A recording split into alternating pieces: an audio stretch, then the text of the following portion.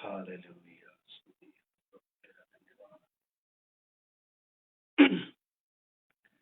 Hallelujah.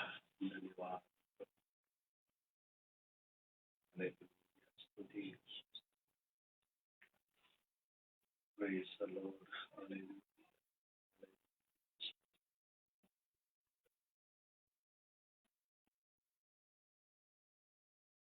स्वामी तेरा धन्यवाद। Hallelujah.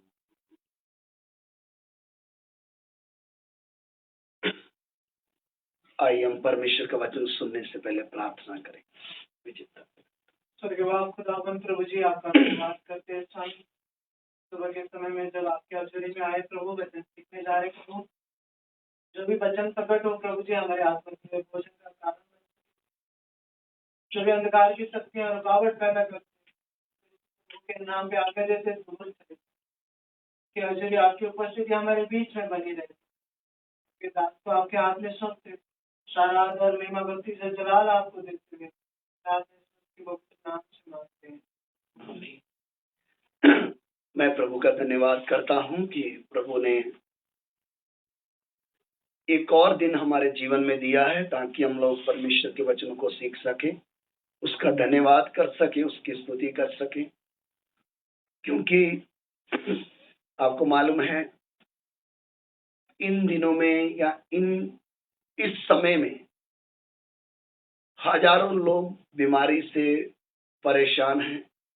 हमारे ही देश में, हमारे ही शहर में ऐसी परिस्थिति है कि लोग करहा रहे हैं, परेशान हैं। उस समय में जब परमेश्वर ने मुझे और आपको तंदुरुस्ती दी है तो हमें परमेश्वर को कितना धन्यवाद करना चाहिए। और प्रभु के अनुग्रह से मैं और मेरा परिवार बिल्कुल ठीक है। अहमदाबाद की कलीसिया के लोग ठीक हैं। और ये विश्वास मैं करता हूं कि जिस परमेश्वर ने हमें तंदुरुस्त रखा है, जिस परमेश्वर ने हमें संभाल कर रखा है, उसने आपको भी संभाल के रखा होगा। आप भी अपने अपने स्थान में ठीक होंगे, तंदुरुस्त होंगे और आशा करता हूं कि प्रार्थना और वचन में जुड़े हुए होंगे और प्रभु के साथ के संबंध को नजदीकी में बना रहे होंगे। तो मैं प्रभु का धन्यवाद करता हूं। फिर से एक बार प्रभु ने ये सप्ताह भर में संभाला, उसने हमारे जीवन में हमारी जरूरतों को पूरा किया। इसलिए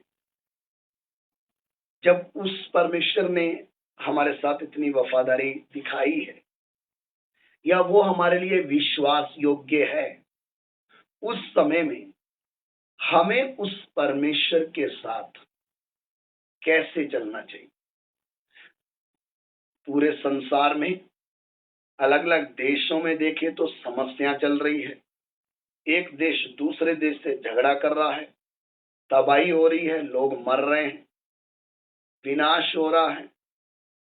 उस समय में जब आप और मैं इन सारी बातों को देख रहे हैं या जब आप और मैं ये सारी घटनाएं सुन रहे हैं, उसे आपका और मेरा कर्तव्य क्या है या मेरा अगला कदम क्या होना चाहिए, मुझे क्या करना है। क्योंकि परमेश्वर का वचन जो पवित्र बाइबल है, हजारों साल पहले दुनिया में आगे क्या होगा, दुनिया का शुरू कैसे हुआ और दुनिया का अंत कैसे होगा करके इस पवित्र बाइबल में स्पष्ट लिखा हुआ है। अब इसके बीच में जो भी हम पढ़ते हैं या देख रहे हैं, समाचार देख रहे हैं या किसी से सुन रहे हैं, उस परिस्थिति में मुझे और आपको करना क्या है। क्योंकि मैं एक आम व्यक्ति की तरह नहीं हूं। परमेश्वर के वचन को आप पढ़ेंगे तो पूरे संसार में सर्वशक्तिमान परमेश्वर जो जीवता प्रभु है, जिसने अपने लिए इस्राएल कौम को चुनकर बाकी जातियों से अलग किया था, इस दुनिया में परमेश्वर की नजर में सिर्फ वही उसके लोग थे और वो ही उसकी आराधना कर सकते थे। पूरे संसार में वो ही उसके खास लोग गिने जाते थे। उसके अलावा दुनिया में और कोई भी उस परमेश्वर के जैसे इस्राएल के साथ का परमेश्वर का संबंध था, और कोई जाति के साथ संबंध बना नहीं। लेकिन उस परमेश्वर के बड़े अनुग्रह के लिए हम धन्यवाद देते हैं कि जैसे पूरी दुनिया में परमेश्वर ने ये दिखाया कि इस्राएल सिर्फ मेरा है, मैं उनका परमेश्वर हूं, उनके ऊपर आने वाले हर संकट के बीच में मैं उनके साथ खड़ा हो जाऊंगा। उससे भी बढ़कर परमेश्वर की आशीष उस व्यक्ति के लिए है जिसने इस बात को समझ लिया कि प्रभु यीशु मसीह मेरे जीवन का उद्धार करता है। पूरी दुनिया आज बीमारियों में, परेशानियों में, मुसीबतों में पड़ी है। लोग हैरान हैं, हताश भी है, निराश भी है, परेशान भी है। लेकिन उन सब के बीच में परमेश्वर के वचन के वायदे के ऊपर हम जब विश्वास करते हैं तो परमेश्वर का वचन हमसे कहता है, मत डर क्योंकि मैं तेरे साथ हूं। मैं जगत के अंत तक सर्वदा तुम्हारे साथ रहूंगा। मेरी भेड़ों को मेरे हाथ से कोई छीन नहीं सकता है। तो वो लोग परमेश्वर की नजर में खास हैं जो परमेश्वर के वचन को मानते हैं। वचन को सुनने वाले नहीं, वचन को मानने वाले सर्वशक्तिमान परमेश्वर प्रभु यीशु मसीह के लिए खास है। तो आपके और मेरे जीवन का ये सबसे बड़ा सौभाग्य है कि परमेश्वर ने मुझे और आपको चुना और अपनी पहचान में लेकर आया। सबसे बड़ी बात, अगर हम उसको जानते ही ना होते तो हम उसकी आराधना कभी कर नहीं सकते थे। अगर हम उसको पहचानते नहीं तो हम उसको प्यार नहीं कर सकते थे। लेकिन उस परमेश्वर का बड़ा अनुग्रह मेरे और आपके लिए है कि हम उसको जानते हैं, हम उसकी स्तुति करते हैं, हम उसका धन्यवाद देते हैं। हमसे भी अच्छी आराधना स्वर्गदूत करते हैं। लेकिन हमारे साथ परमेश्वर ने जितनी भलाइयां की है, जब हम उसको ध्यान में रखते हुए उस प्रभु के चरणों में आकर उसकी आराधना, उसकी स्तुति करते हैं, प्रभु जो तू मेरे साथ कर रहा है मैं उसके लायक नहीं था। अब दुनिया को देखें, लोग हॉस्पिटलों में जा रहे लेकिन कितने वापस नहीं आ रहे। कारण क्या है? उनका समय खत्म हो गया। लेकिन जब परमेश्वर ने मुझे और आपको हॉस्पिटल जाने भी नहीं दिया है तो आपका ध्यान किधर होना चाहिए? आपकी सोच कैसी होनी चाहिए?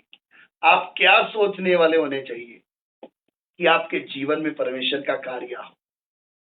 तो मेरे प्यारों, आज सुबह के समय में हम परमेश्वर के वचनों को जब सीखने के लिए जा रहे हैं, मैं चाहता हूं कि जब तक परमेश्वर का वचन आप सुने, आपका ध्यान, मन पूरा परमेश्वर के वचन की ओर लगाएं। और ध्यान दें, एक अगली बात मैं आप सबको बताना चाहता हूं। जब संगति आराधना ऑनलाइन हो रही है, कोई भी व्यक्ति इस बात को ये ना हल्का ना समझे। आप जिधर भी बैठकर सुन रहे हो, आप परमेश्वर के वचन को आदर दे रहे हो।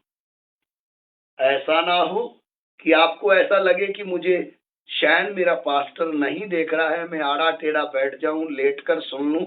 आप परमेश्वर का निरादर कर रहे हैं।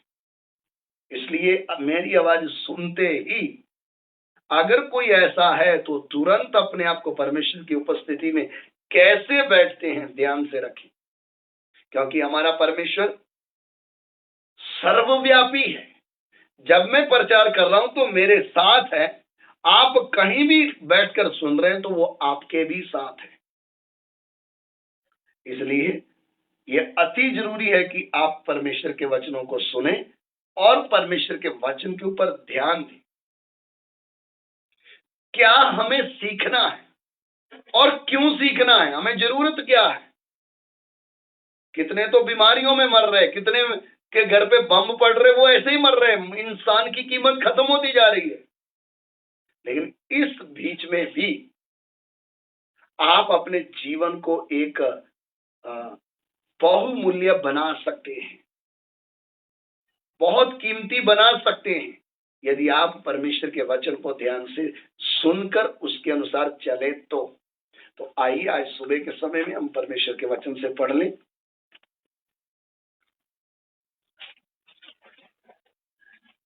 दूसरा तीमुथियुस उसका 3 अध्याय उसका 16 और 17 वचन हम लोग पढ़ें। 2 Timothy chapter 3 verse 16 to 17। दूसरा तीमुथियुस उसका 3 अध्याय उसका 16 और 17 वचन। દરેક શાસ્ત્ર ઈશ્વર પ્રેરિત છે, તે બોધ, નિષેધ, સુધાર અને ન્યાયપણાના શિક્ષણને અર્થે ઉપયોગી છે, જેથી દેવનો ભક્ત સંપૂર્ણ તથા સર્વ સારા કામ કરવાને સારું તૈયાર થાય। संपूर्ण पवित्र शास्त्र परमेश्वर की प्रेरणा से रचा गया है और उपदेश और समझाने और सुधारने और धार्मिकता की शिक्षा के लिए लाभदायक है, ताकि परमेश्वर का जन सिद्ध बने और हर एक भले काम के लिए तत्पर हो जाए। गुजराती में 17 वचन पढ़े एक बार फिर से। જેથી દેવનો ભક્ત સંપૂર્ણ તથા સર્વ સારા કામ કરવાને સારું તૈયાર થાય। गुजराती में संपूर्ण वर्ड, संपूर्ण का मतलब जो बिल्कुल पूरा है, इंग्लिश में परफेक्ट और हिंदी में सिद्ध बने। संपूर्ण पवित्र शास्त्र परमेश्वर की प्रेरणा से लिखा गया है। अब अच्छी तरह ध्यान दें, आपके हाथ में जो पवित्र बाइबल परमेश्वर ने दी है, जिसको आपने खरीदा है, ये पवित्र शास्त्र संपूर्ण, संपूर्ण का मतलब शुरू से लेकर आखिर तक, संपूर्ण पवित्र शास्त्र परमेश्वर की प्रेरणा से रचा गया है। सबसे पहले ये बात आप अपने दिमाग में रखिएगा, ऐसा ना हो कि आप अधूरा ज्ञान प्राप्त करें। संपूर्ण पवित्र शास्त्र यानी परमेश्वर का वचन, पवित्र बाइबल, ये परमेश्वर की प्रेरणा से लिखा गया है। परमेश्वर की प्रेरणा से लिखने का मतलब मनुष्य को मेरे साथ कैसे चलना है और अनंत काल तक कैसे जीवित रहना है, उस बात को बड़े ध्यान से समझने के लिए परमेश्वर ने पवित्र शास्त्र में दिया है। इसमें एक भी बिंदु एक्स्ट्रा नहीं है और कम नहीं है। इसको ना हम बढ़ा सकते हैं ना कम कर सकते हैं। वचन में लिखा है, तो इसमें लिखा हुआ हर एक वचन मेरे लिए बहुत महत्वपूर्ण है।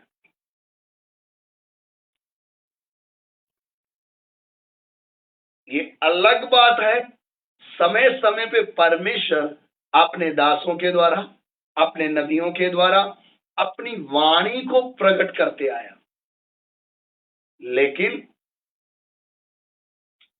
पवित्र बाइबल के अलावा या पवित्र बाइबल को छोड़ अलग से कुछ भी नहीं है।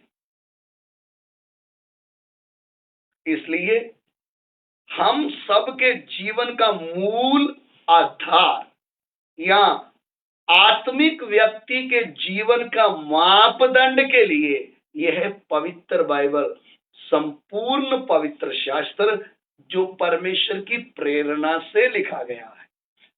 अब इसमें सुधार भी होता है, एक व्यक्ति का ताड़ना भी मिलती है, समझाया भी जाता है, शिक्षा भी दी जाती है। इस सब के लिखने का या समझाने का मूल कारण क्या है? देखिए 16 वचन में लिखा है, और उपदेश और समझाने और सुधारने और धार्मिकता की शिक्षा के लिए लाभदायक है, ताकि परमेश्वर का जन सिद्ध बने। संपूर्ण पवित्र शास्त्र परमेश्वर ने अपनी प्रेरणा से क्यों लिखा है और इसमें क्या क्या लिखा है। उपदेश एक व्यक्ति को सिखाया जाता है कि उसे परमेश्वर के वचन को कैसे समझना है, कैसे उन सिद्धांतों का पालन करना है। फिर समझाना, क्योंकि मनुष्य अपनी बुद्धि से इस पवित्र शास्त्र को समझ नहीं सकता है। कितने लोगों ने बुद्धि से समझते समझते पवित्र बाइबल को ही बोल दिया ये तो गलत लिखा हुआ है। बड़े बड़े स्कॉलर्स जिन्होंने ये कोशिश की कि हम अपने दिमाग से इसको पढ़ें और इसको कैसे झूठा साबित करें, वो अपनी बुद्धि से इसको पढ़ तो लिए लेकिन इसके वचन को समझ नहीं पाए। तो जब तक परमेश्वर की आत्मा ना समझाए, ये परमेश्वर की प्रेरणा से लिखा गया परमेश्वर का वचन हम समझ नहीं सकते। माफ करें, परमेश्वर का आत्मा जब तक ना समझाए, ये व्यक्ति अपने दिमाग से इसको समझ नहीं सकता है। नंबर 3 है सुधारा करना। जब एक व्यक्ति नम्र होके इस परमेश्वर के वचन को सुनता है, समझता है, तो उसके जीवन में सुधार आता है। वरना पुलिस वाले डंडे मार मार के थक जाते हैं, फिर भी चोर चोरी करने से हटता नहीं। फिर भी एक पाप करने वाला व्यक्ति पाप छोड़ता नहीं। घर वाले झगड़ा करते हैं, पत्नी झगड़ा करती है, तो भी दारू पीने वाला व्यक्ति दारू छोड़ता नहीं, क्योंकि उसके वश की बात नहीं है। उसको सुधारना है तो परमेश्वर का वचन ही सुधार सकता है, क्योंकि परमेश्वर के वचन की जिंदा गवाही है, ये जीवता है। इसने लाखों करोड़ों लोगों के जीवन को सुधार दिया है।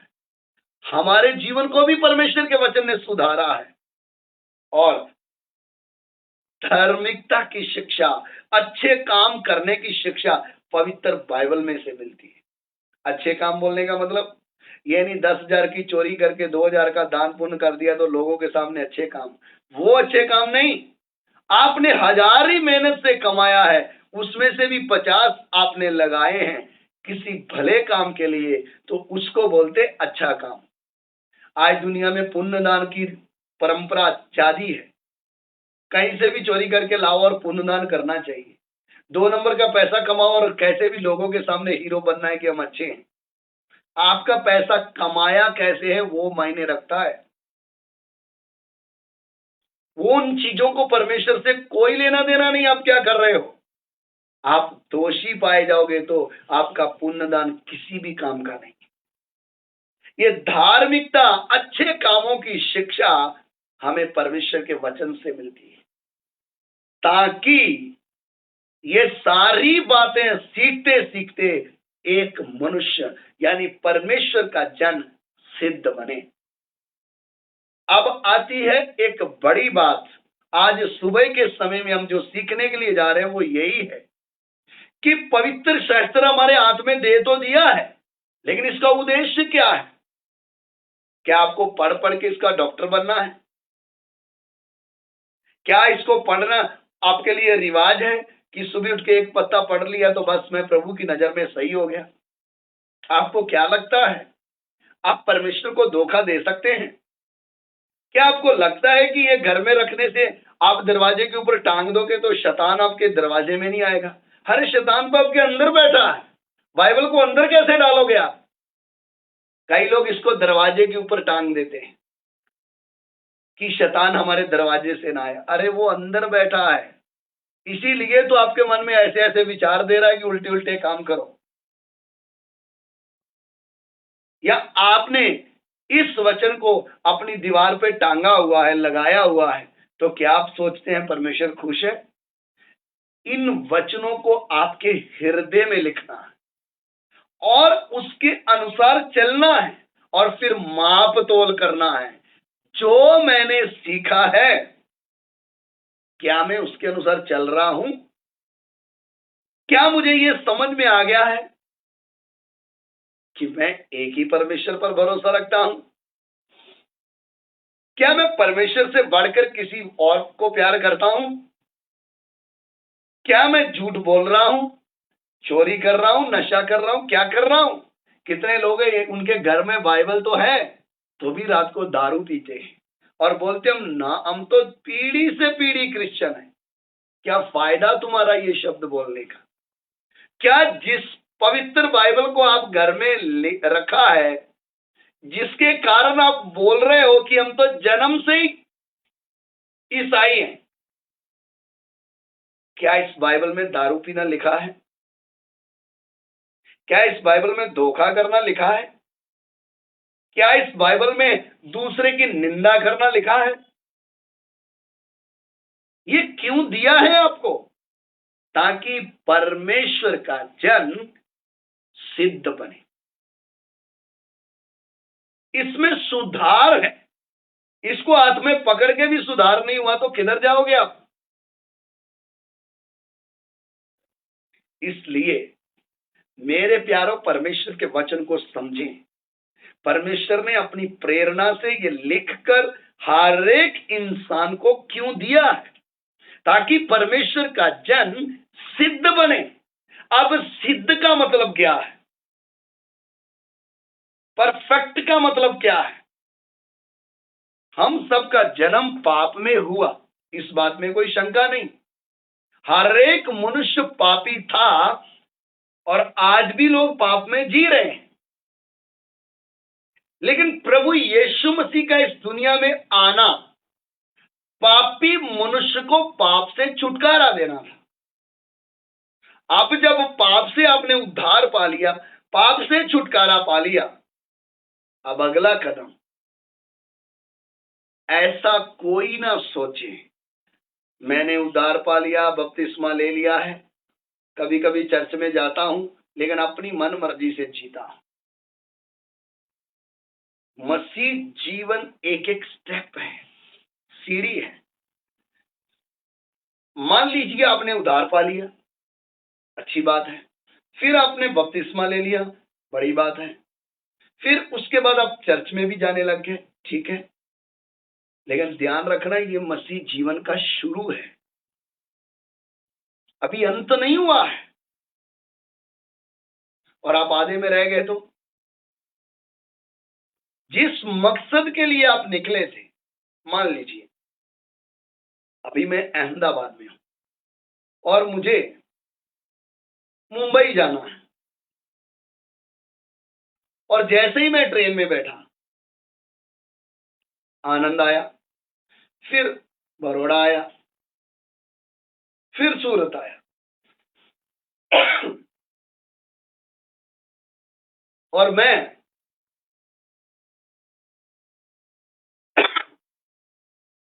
सूरत में ही उतरकर थोड़ा समय बिताने लगा।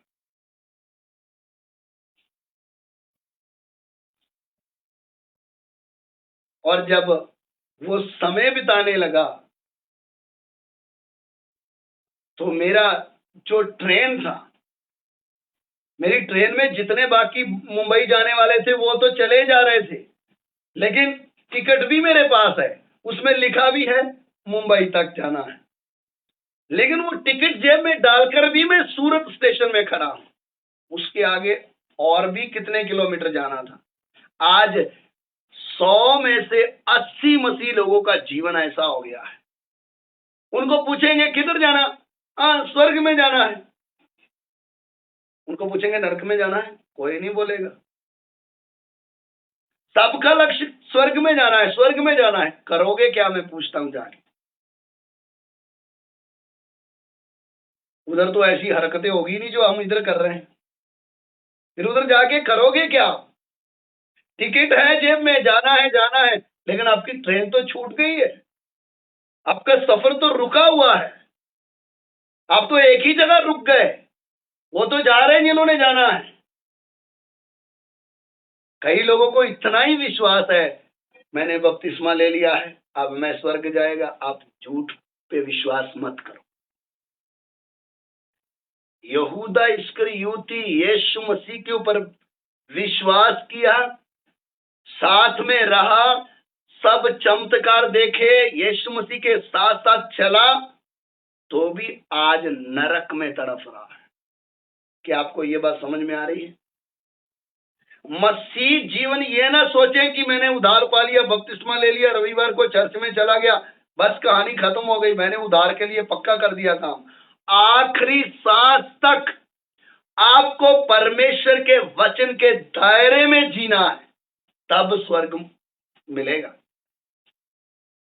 आपका आखिरी सांस निकलते समय भी आपके मुंह से क्या निकलना है?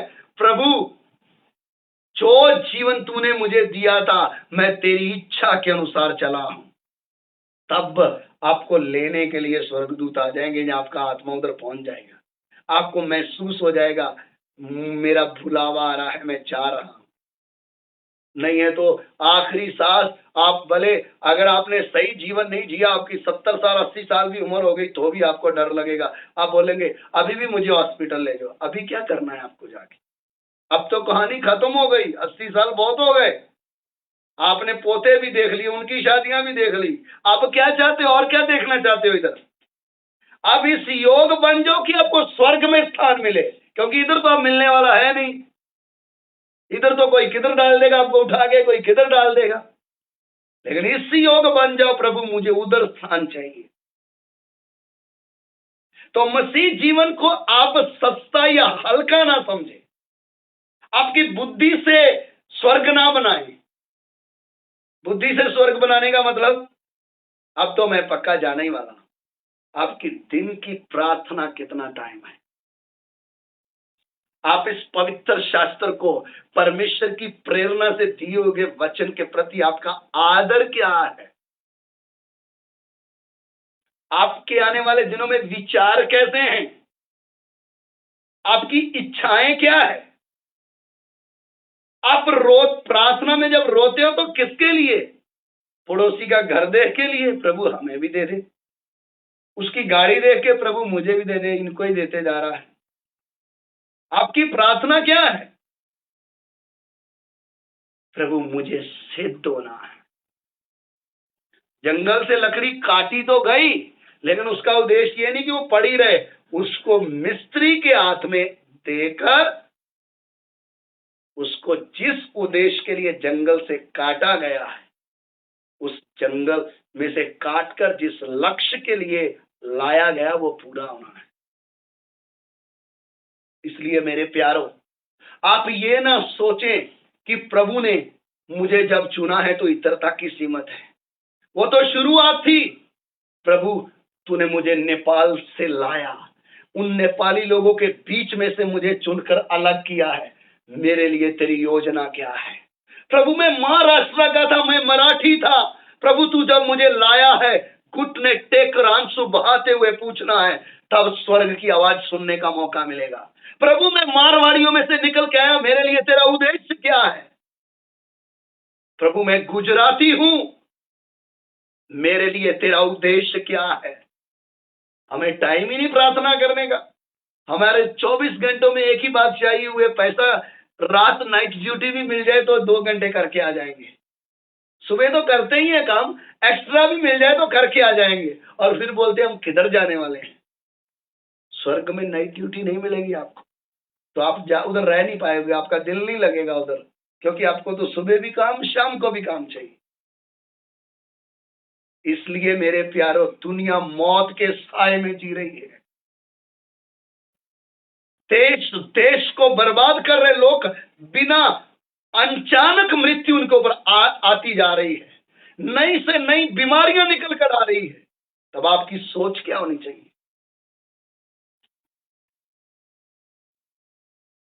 प्रभु मैं सिद्ध कैसे होना है? सिद्ध का मतलब क्या है? हमारी हरकतों को चेंज करना, हमारी इच्छाओं को इधर से मन से बदलना, वो है सिद्धता का मतलब। दिन प्रतिदिन हमारे जीवन में, हमारे बोलने में, हमारे देखने में, हमारी सोच में, हमारे विचारों में, हमारी इच्छाओं में एक परिवर्तन हमें दिखाई देना है। किसी दूसरे को दिखाई दे या ना दे, मुझे सिद्ध होना है। मैं उधर तक पहुंचना चाहता हूं, क्योंकि परमेश्वर का वचन मेरे और आपके लिए टारगेट क्या है? मत्ती सुसमाचार निकाले, उसका 5 अध्याय।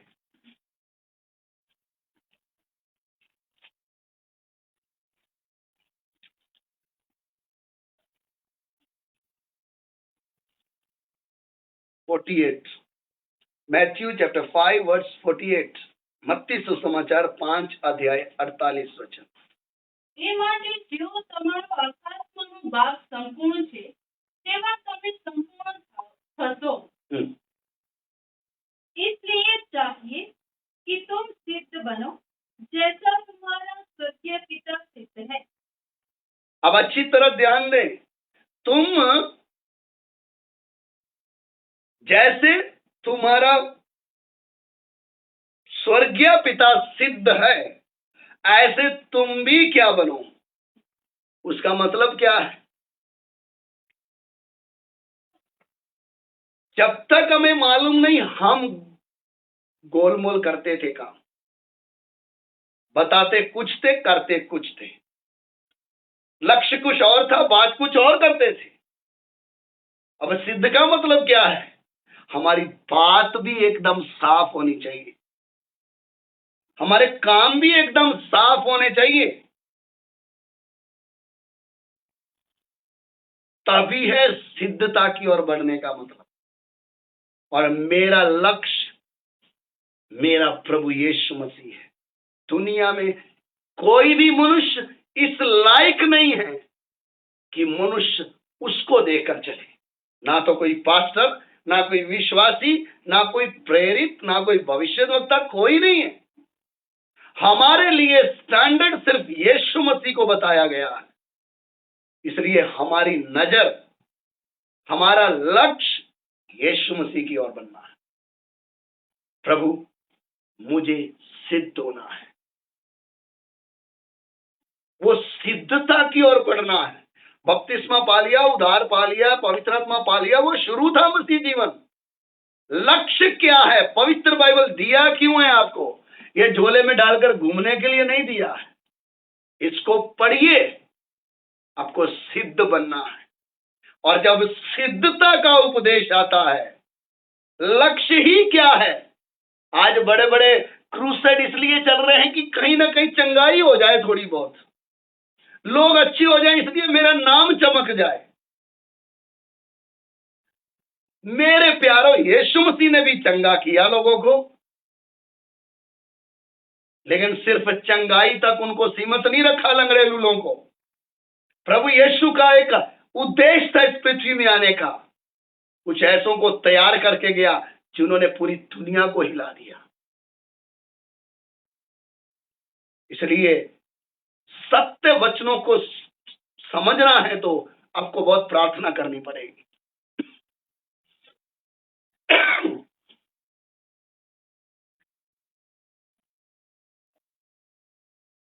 मैं पवित्र बाइबल को खोलकर पढ़ रहा हूं। इसमें लिखा है, परमेश्वर ने संपूर्ण पवित्र शास्त्र अपनी प्रेरणा से दिया है। क्यों दिया है? ताकि परमेश्वर का जन सिद्ध बने। आप सिद्ध नहीं बनोगे, उसके लायक नहीं हो। मैं सिद्ध नहीं बनूंगा, उसके लायक नहीं हूं। इसलिए ऐसा ना हो कि हम नाम के मसीहों की तरह जीवन जीने लग जाएं। ऐसा ना हो कि हमें ऐसा लगने लग जाए, बस 2 पत्ते बाइबल के पढ़ लिए, 2 पेज पढ़ लिए, 5 मिनट हमने उठते उठते ना मुंह धोया, ना ब्रश किया, ऐसे हालेलुया, आधे सो गए, आधे उठ गए, प्रार्थना भी कर ली है और हम जा रहे हैं स्वर्ग। ये स्वर्ग की तैयारी नहीं है। आपसे ज्यादा मेहनतें करने जैसी व्यक्ति अपनी भक्ति में करता है और नहा धो के करता है, और आप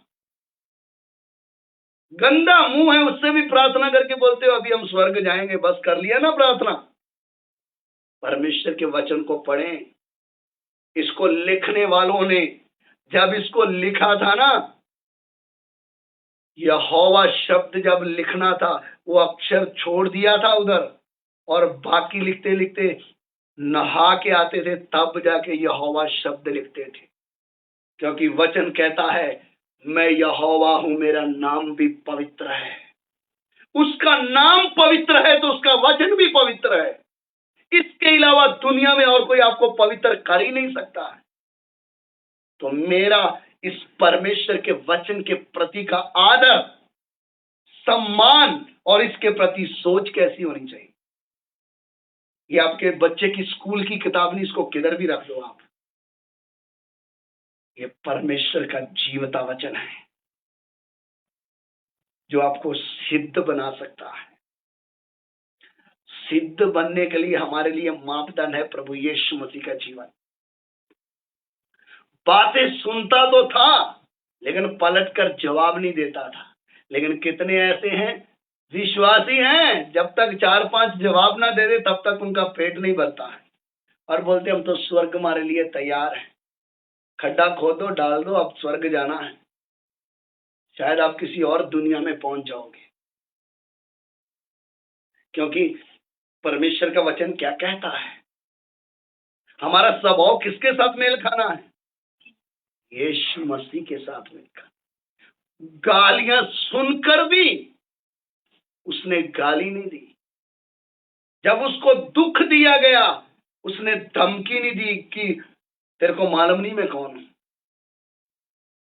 लोगों ने उसको परेशान किया, धमकाया, उसकी बेइज्जती की, उसको पागल बोला, उसको बोला इसके अंदर भूत घुसा हुआ है, उसको बोला इसके बाप का ही पता नहीं चला, ये तो औरत की संतान है। ये सब कानों से सुनने के बाद भी अगर उसके मुंह से ये निकल जाता कि अभी ठप हो जाओ, उसी समय सांस निकल जाना, तो भी ये सुनकर वो सहन किया है। इसलिए कोशिश करें आपके कान में जो आवाज आ रही है उसको सुनकर अपनी जीभ को बंद रखना सीखें,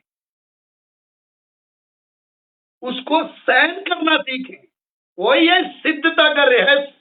नहीं मेरे से सहन नहीं होता, जब तक मुझे कोई एक बात बोलता है तो मैं उसकी 4 बातें सुना ना दूं तो मेरा अंदर गड़बड़ होती रहती है कि कौन, मैं उसको याद करता रहता हूं क्यों सुना के चला गया। आप यीशु मसीह के पीछे चल रहे हो जिसने कोई भी गलती नहीं की, तो भी उसने हाथ में कील ठुके हुए थे, खून बह रहा था, सिर में कांटों का ताज घुसाने के कारण सिर से खून बह रहा था, पांव से खून बह रहा था। क्रूस पर लटके हुए क्या बोलता है, हे पिता इनको क्षमा कर दे। यह है मसीह जिंदगी की शुरुआत। मसीह जीवन ही क्षमा से शुरू हुआ है, माफी से। आपको सारी जिंदगी यही करना है। आप किस मसीह के पीछे चल रहे हैं, आप सिद्ध कब हो जाएंगे, आपका वचन सीखने का लक्ष्य क्या है। अगर आप सिद्ध नहीं हो रहे आपको उपवास रखना पड़ेगा। प्रभु मेरे जीवन में आत्मिक उन्नति कुछ नहीं हो रही, मेरे साल बढ़ रहे हैं, मेरा स्वभाव वही हो रहा है, मुझे गुस्सा उतना ही आ रहा है, मुझे क्रोध उतना ही आता है, मैं निंदा करने में पीछे नहीं हटता हूं, मैं चुगली करने में पीछे नहीं हटता हूं। मुझे एक बात किसी की पता चल गई तो मैं घर घर जाके चर्चा करती हूं या करता हूं। प्रभु मैं जब भी इस भाई के साथ बैठता हूं, उस भाई के साथ बैठता हूं, तो मुझे चुगली ही करने की सूझती है। प्रभु मैं कब सुधरूंगा। ये बातों को सुधार करना है। ऐसा नहीं कि आपने सारा दिन गप्पे मारी, चुगली की, निंदा की, सब कुछ करने के बाद रात को बैठ गया, प्रभु क्षमा कर दे, लहू से धो दे। वो इसी काम के लिए बैठा है, धो तो दिया। अरे बच्चा भी 5 साल के बाद बड़ा हो जाता है, माँ बोलती है चल खुद साफ कर जाके। अब आप कब बड़े होंगे। 10 साल हो गए अभी भी शुद्ध कर। कब तक करता रहेगा? बुढ़े हो जाओगे तब तक? प्रभु मुझे समझ में आ गया है ये काम नहीं करना, और मैं अपनी स्वयं इच्छा से यह निर्णय करूंगा मुझे नहीं करना। मेरे प्यारों, ये है परमेश्वर का वचन जो जिसको हम सीखते जा रहे हैं, अपने स्वभाव को बदलते जा रहे हैं। अब ये समय नहीं रहा कि आपको शुरू से बताया जाए भैया प्रार्थना में कैसे बैठना है, वचन को कैसे समझना। अब जो समझ चुके हो उसके अनुसार चलकर दिखा, क्योंकि परमेश्वर का वचन क्या कहता है? 2 कुरिन्थियों उसका 3 अध्याय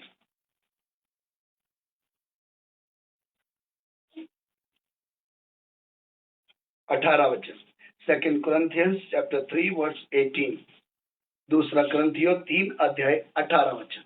પણ આપણે સર્વ ઉઘાડે મૂકી જાણે કે અરીસામાં પ્રભુનો મહિમા નિહાળીને પ્રભુના આત્માથી અધિકારથી મહિમા ધારણ કરતા તેજ રૂપમાં રૂપાંતર પામીએ છીએ। हिंदी में पढ़ो।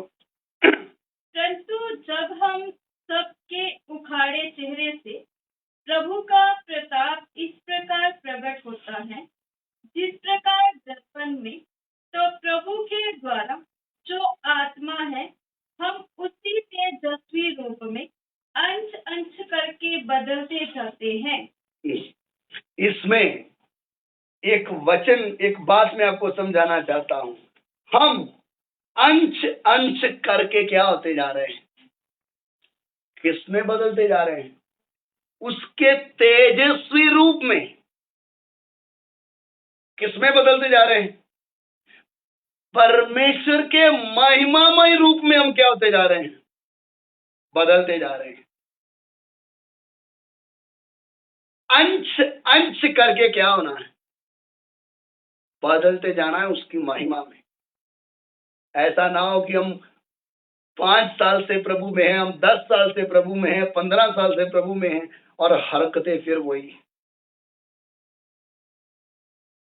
मसीह यीशु में चलने वाले लोगों का जीवन अलग है।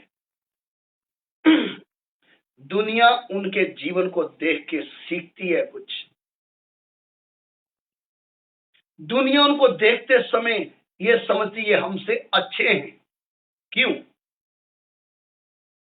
ये एक व्यक्ति सिद्ध होता जा रहा है, इसका जीवन बाकियों से मेल नहीं खाता है, ये और लोगों जैसा नहीं है। वो बेशक प्रभु यीशु को स्वीकार नहीं करते, लेकिन वो एक विश्वासी का जीवन देख के उसी के ऊपर भरोसा जरूर करते हैं। इसलिए हमारा स्टैंडर्ड एक दिन तेजस्वी रूप में बदलना है, और उधर तक बदलने के लिए हमें रोज अंश अंश करके बदलते जा रहे हैं। हम जितने पुराने होते जा रहे, ढीठ नहीं होना है। इस्राएली जैसे जैसे सफर में चलते जा रहे थे, ढीठ होते जा रहे थे। इसलिए पुरानी पीढ़ी रास्ते में ही मर गई। 21 दिन का सफर उनके लिए 40 साल तक का बदल गया।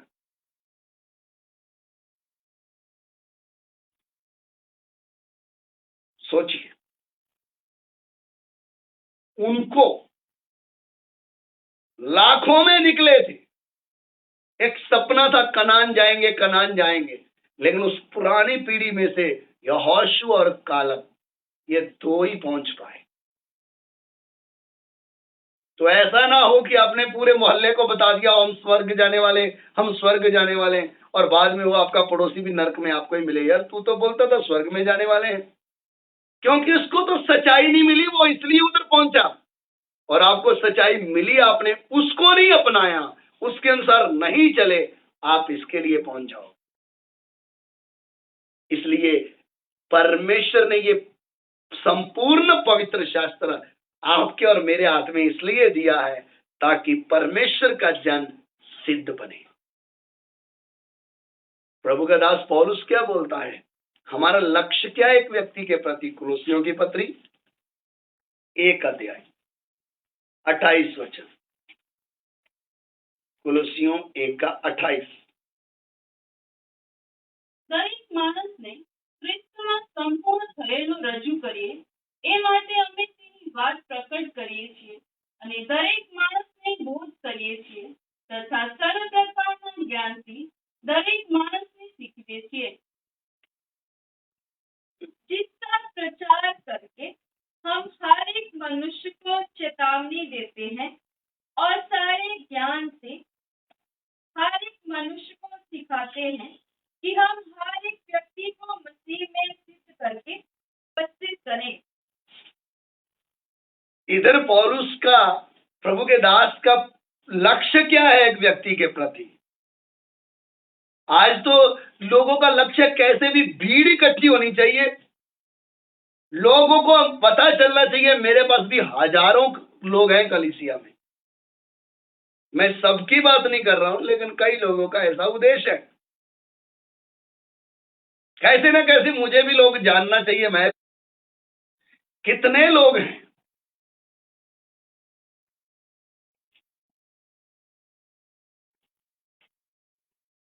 जिनका यही उद्देश्य है कि इस पृथ्वी में हम एक नाम से, एक पहचान से जाने जाएं।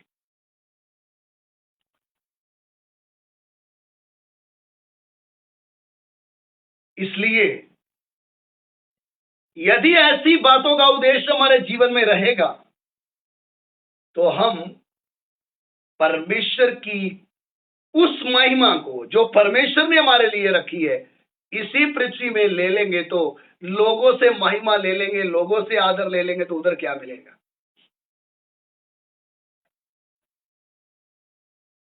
इसलिए ध्यान से परमेश्वर के वचनों को समझिए। पौलुस बोलता हम एक को जिसका हम प्रचार करके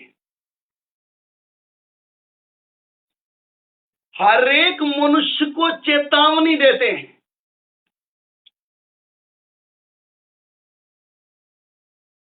जिसको हम क्या देते हैं? चेतावनी। परमेश्वर का दास है तो वो एक गलत व्यक्ति को चेतावनी जरूर देगा, चाहे वो दान छोटा देता हो चाहे मोटा देता हो। आप समझ रहे हैं? क्योंकि कई जगहों में ऐसा है, ये भाई दान दे रहा तो इसको कुछ नहीं बोलने का, जो नहीं दे रहा उसका ही चमड़ा उखाड़ने का है। एक सही प्रभु का दास है तो वो चेतावनी देगा।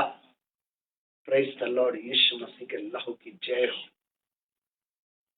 चेतावनी किसके लिए है? ताकि एक व्यक्ति अपने कामों को सुधारे, और जब ताड़ना मिलती है, चेतावनी मिलती है, तो उस समय अच्छा तो नहीं लगता है, बुरा लगता है। लोग बोलते बेइज्जती कर दी है। अरे उसको सुधारा किया है आपके जीवन में, इस रीति से सीखो। उसने आपकी कौन सी जमीन लेनी थी कि आपकी बेइज्जती कर दी है? चेतावनी परमेश्वर के वचन के अनुसार है। प्रभु का दास पौलुस बोलता है जिसका हम प्रचार करके हर एक मनुष्य को चेतावनी देते हैं और सारे ज्ञान से हर एक मनुष्य को सिखाते हैं। यह सबका उद्देश्य क्या है? कि हम हर एक व्यक्ति को मसीह में सिद्ध करके उपस्थित करें। ध्यान से समझें, आप जिस भी संगति में गए हो, आप सच्चा वचन आपको मिल गया है, ये दान चंदा डाल दिया, खाना खा लिया या खिला दिया, ये मसीह जीवन के लिए कोई मायने नहीं रखता है कि आप इतने तक ही सीमित रहो। ये आपकी जिम्मेवारी है। लेकिन जिस भी सेवक के हाथ में प्रभु ने आपको दिया है, उसका आपके प्रति लक्ष्य क्या है? आपको सिद्ध करके मसीह को सौंपना है। कितने लोग क्या बोलते हैं, हम तो किधर भी चले जाते हैं, हम तो कहीं भी चले जाते हैं। अब कोरोना के कारण कई लोगों ने ऑनलाइन पास्टर बदल लिए।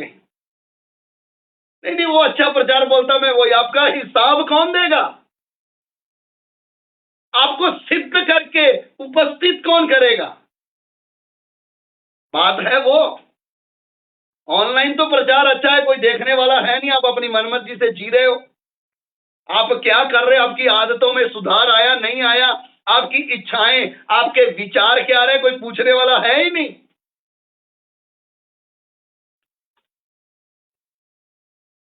ये तो मजबूरी है ऑनलाइन, ताकि आप तक जीवते परमेश्वर की आवाज पहुंच जाए। इसको अपना लक्ष्य मत समझें। चेतावनी मिलेगी एक समय पे, आपके घर के सामने खड़ा होके आएगा, बोलेगा ये गलत कर रहे हो। वो है परमेश्वर का दास, सिद्ध करके उपस्थित करना। पौलुस का लक्ष्य एक व्यक्ति के प्रति क्या था? मसीह जीवन में एक सेवक का लक्ष्य क्या होना चाहिए? एक व्यक्ति को चेतावनी देके, सुधारा करके, सिद्ध करके मसीह को सौंपना है। इसलिए मेरे प्यारो, हम जब वचन सीखते हैं तो अंश अंश करके बदलते जा रहे हैं। अगर आपके जीवन में सुधारा नहीं है, अगर आपके जीवन में कोई मूवमेंट नहीं हो रही है, कोई बदलाव नहीं आ रहा है, तो आप कहां जाओगे? इसलिए वचन में लिखा, हम रोज प्रतिदिन अंश अंश करके बदलते जा रहे हैं।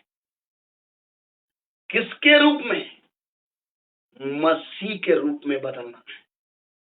उस मसीह के रूप में बदलने से ही एक दिन आप, जब एक मसीह यीशु मसीह बादलों पे आएगा, तुरी फूकी जाएगी, लाखों मसीह उसके साथ उठाए जाएंगे, क्योंकि उसके साथ का रूप मेल खा रहा है।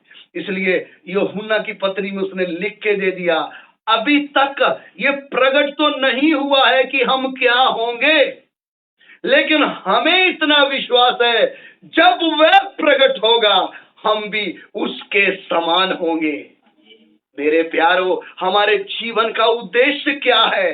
जो आने वाला है, जो हमें लेकर जाने वाला है, हम उसके समान बन जाएं।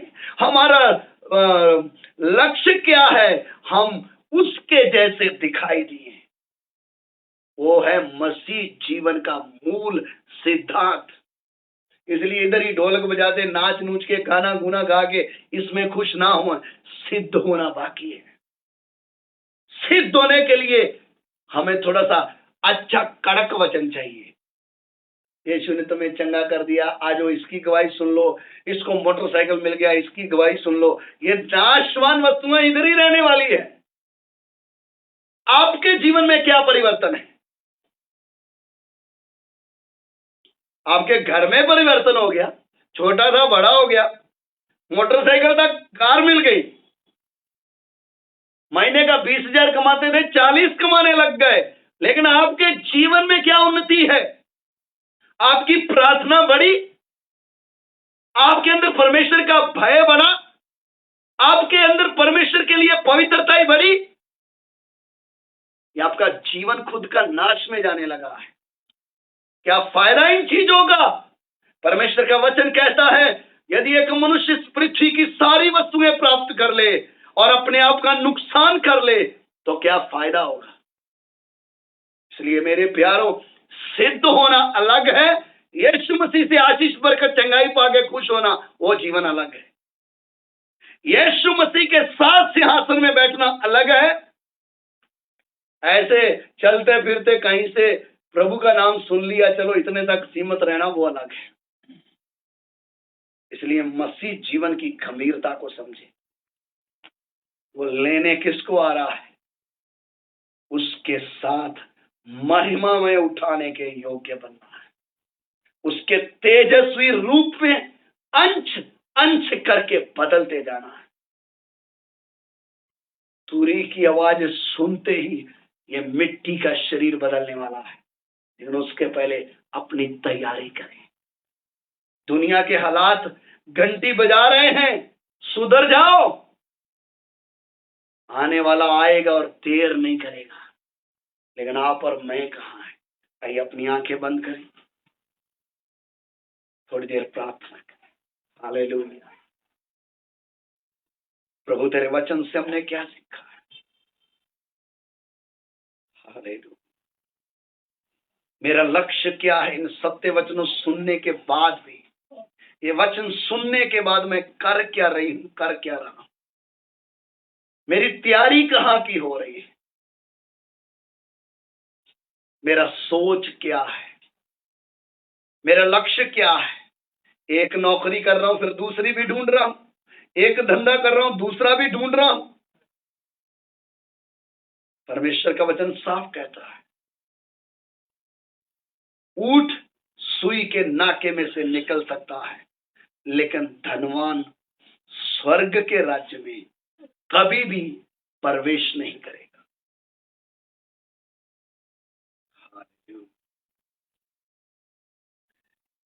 स्वर्गीय पिता, हम आपका धन्यवाद करते हैं आपके दिए इन वचनों के लिए। परमेश्वर, तेरा वचन एक एक से बात करे प्रभु। तेरा वचन एक एक के हृदय में बोया जाए प्रभु। जितने लोग भी तेरे सत्य वचनों को सुने परमेश्वर, एक एक भाई बहन को तेरे प्रति मुड़ने के लिए प्रेरणा मिले परमेश्वर। यह संपूर्ण पवित्र शास्त्र जो तूने लिख कर दिया है, ताकि इसके द्वारा एक मनुष्य ताड़ के द्वारा, सुधार के द्वारा, शिक्षा, समझना, चेतावनी, ताकि तेरा जन सिद्ध बन जाए प्रभु। एक एक विश्वासी भाई बहन को यही सोच, यही लक्ष्य मन में आए, मुझे सिद्ध बनना है। जैसे तुम्हारा स्वर्गीय पिता सिद्ध है, ऐसे तुम भी सिद्ध बन प्रभु। दुनिया के हालात चिल्ला चिल्ला कर कह रहे हैं तेरे आने का समय निकट है। उसके पहले हम एक एक को तैयार करना है प्रभु। इन वचनों के लिए तेरा धन्यवाद। जितने लोगों ने सुना उनके ऊपर भी तेरा अनुग्रह बना है प्रभु। हमारी विनती को सुने और ग्रहण करें, ये यीशु मसीह के नाम से मांगते हैं।